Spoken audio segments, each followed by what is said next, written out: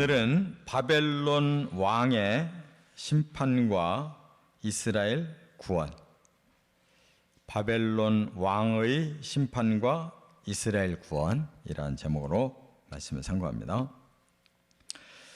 이 14장의 1절부터 23절은 대단히 아주 비밀스러운 말씀이고, 이 본문하고 또 에스겔서 28장 12절 이하의 본문이 상당히 비밀스러운 본문입니다. 그래서 이 겉으로 흐르는 이 말씀 속에는 바로 영적인 아주 중요한 심판과 구원의 원리가 흐르고 있어요. 오늘 특별히 이 바벨론 왕을 지칭을 하고 있는데, 바벨론 왕 중에서 역사적으로 제일 뛰어나게 활동했던 자가 느부갓네살이라고 하는 왕이 있습니다. 그러나 그 느부갓네살은 또 실제로 보면 또 다른 왕에 비해서 그렇게 탁월한 건 아니에요. 오히려 뭐 그 후에 헬라의 왕 알렉산더 같은 사람들이 더 탁월했고, 또 로마의 그 황제들이 더 탁월했어요. 그러나 이 바벨론 왕이라고 하는 이 상징성이 중요한 겁니다. 앞에서도 말씀드렸지만 이 바벨이라고 하는 이 고대 바벨론이 이제 성경에 창세기 11장에 나오잖아요. 최초의 인류 문명. 그러니까 메소포타미아 문명이에요. 지금의 이라크 지역. 그런데 이 현재 이 신바벨론도 바로 이라크 지역이, 또 종말에 일어날 세상 문명을 계시록에서 또 18장에 보면 무너졌도다 바벨론이 무너진다 하는 말씀이, 마지막 세상 문명도 상징어가 바벨론이에요. 그렇기 때문에 이 바벨론 왕은 실제로 이 세상 문명을 뒤에서 조장해 가지고 세상을 악하게 하고 그 악으로 인해 멸망시키고 하는 배후 세력이 누구겠어요? 바로 사탄인 거예요.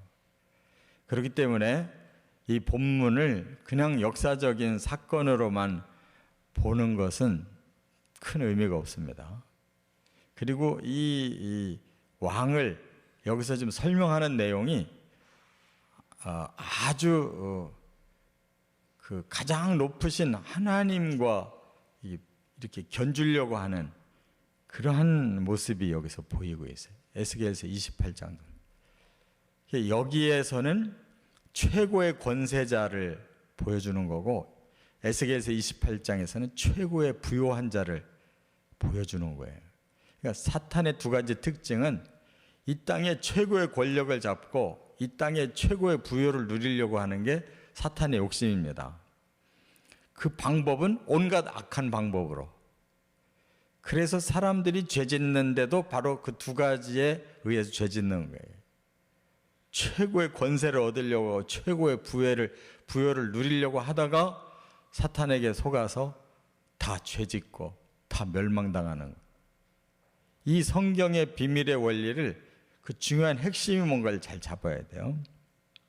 그래서 결국은 바벨론 왕은 멸망당할 거고 그 속박 아래에 있던 이스라엘은 구원받는다, 그 얘기인데, 이것이 역사적으로도 성취돼요. 그래서 느부갓네살 왕이 BC 605년에 이스라엘 유다를 쳐들어와 가지고 그때부터 백성들을 포로로 끌고 갔죠. 그때 이제 다니엘, 에스겔 할 것 없이 사람들을 끌고 가서, 그러나 70년 만에 무너져요. 바벨론이 짧은 70년 만에 메데 파사에게. 그래서 BC 536년에는 1차 포로로 돌아오잖아요. 그 후에 2차, 3차 포로들이 돌아와서 회복되잖아요.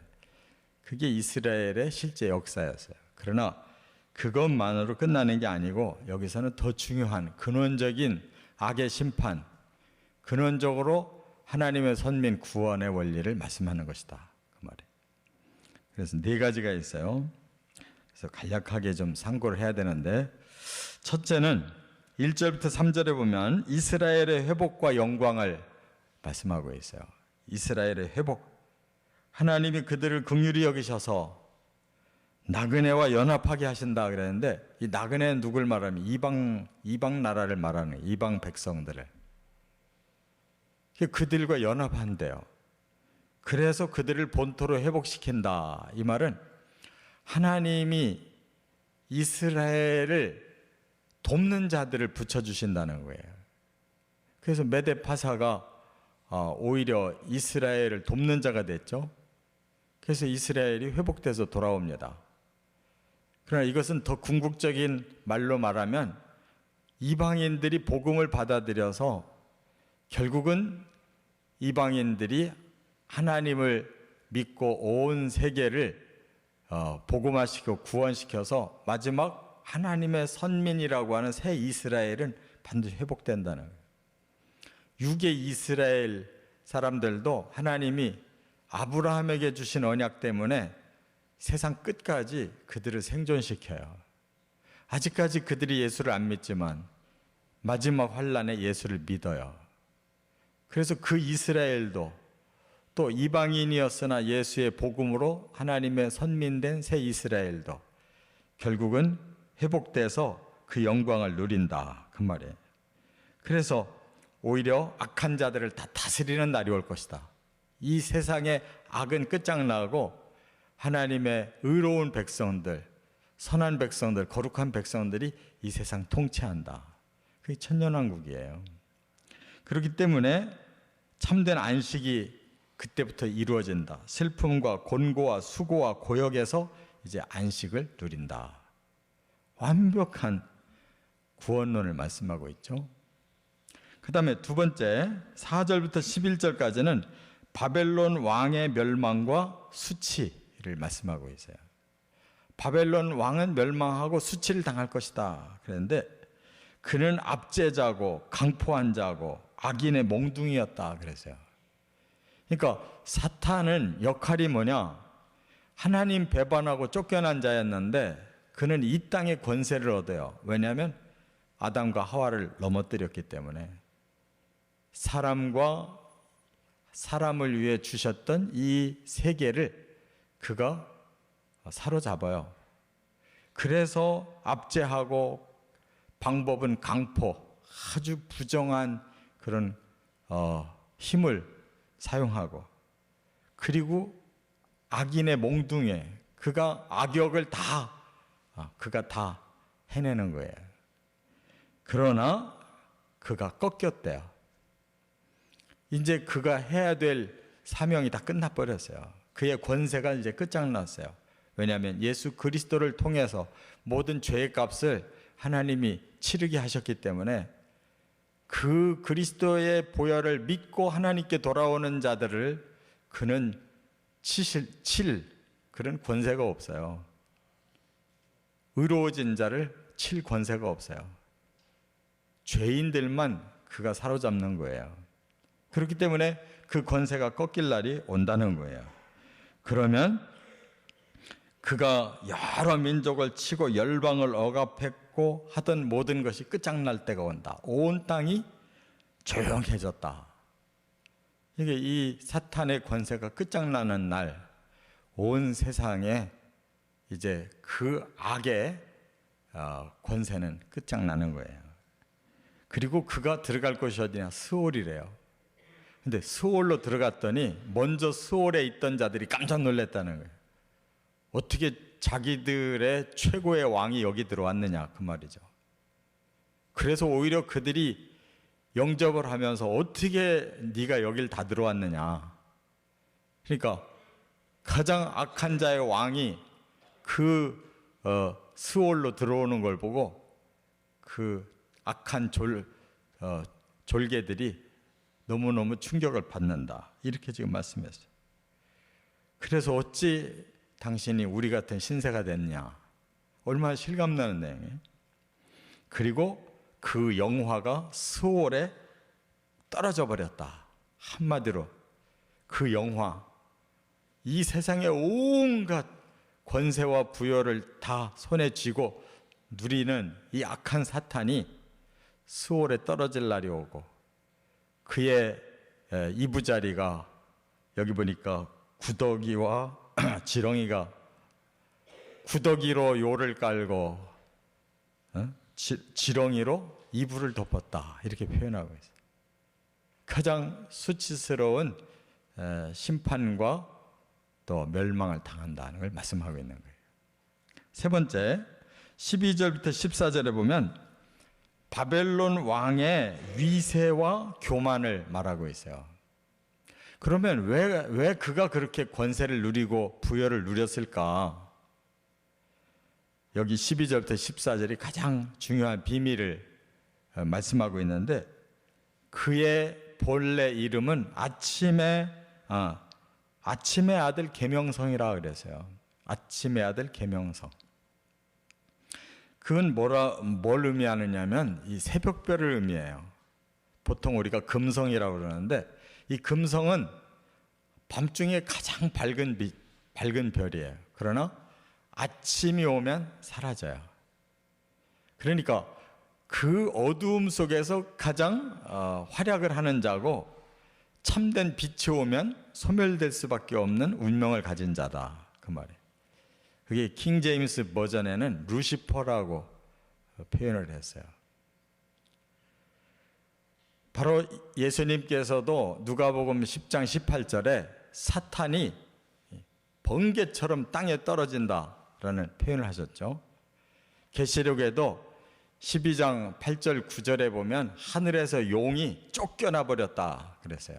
그러니까 이 운명은 잠깐 권세가 극한 거지 영원히 그 권세를 누릴 자가 아니라 어느 정도까지만 그걸 누리는 자예요. 근데 그가 그걸 교만을 떨고 있는 거죠.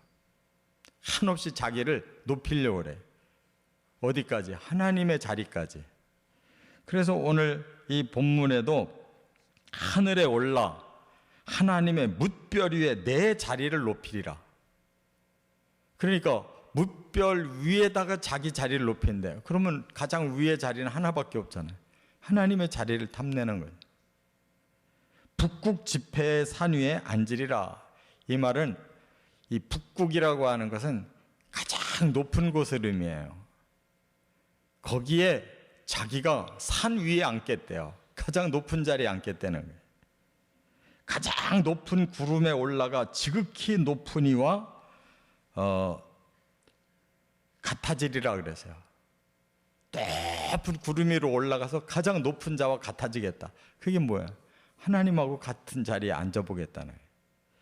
바로 이렇게 위세와 교만을 떨다가 결국은 그가 영원한 심판 당한다, 그런 뜻이에요. 그래서 이제 네 번째가 15절부터 23절에 하나님의 심판과 형벌을 말씀하고 있는 거예요.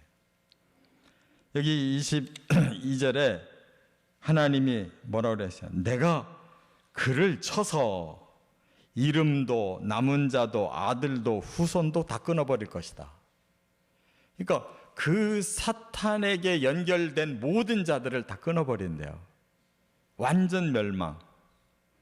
사탄을 따랐던 적그리스도도, 사탄을 따랐던 거짓 그리스도도, 거짓 선지자도, 사탄을 따랐던 모든 세상의 악한 자들, 또 악한 천사들, 즉 말하자면 모든 귀신들, 다 그의 집단은 영원히 끊기는 거예요. 그래서 그들을 15절에 보니까 스올 구덩이의 맨 밑에 떨어지게 하겠대요. 지옥 중에서도 가장 밑에, 가장 힘든 형벌의 장소로 그들을 떨어뜨리겠대요. 그래서 20절에 보면 영원히 이름이 불려지지 않을 것이다. 완전 멸망이죠. 영원히 그 이름이 불려지지 않는데요. 이와 같이 놀라운 말씀이 바로 이 이사야 14장의 말씀이에요. 이걸 어느 한 사람에게 지칭할 수가 있는 게 아니고 사람에게 지칭할 수가 있는 게 아니라 바로 사람도 그에 의해 속아서 이렇게 된 거예요. 그래서 하나님은 사람은 구원하되 사탄은 구원할 수가 없어요. 의도적으로 하나님을 대적하고 겨뤘던 자고 하나님의 모든 권세를 지가 뺏어가지고 지가 하나님 노릇하려고 했기 때문에 하나님이 영원히 그 이름을 없애버리는 심판하시는 거예요. 깨달으시기 바랍니다. 그래서 우리가 사탄의 정체를 알면 바로 이 땅에서 사탄이 좋아하는 방향으로 가는 사람들이 누구며 그를 대적해야만 하나님의 편에 선다는 걸 깨닫는 거예요. 분명한 영적 원칙을 가지고 우리는 사탄을 대적하고 하나님께 순종하시기를 주의 이름으로 축원합니다.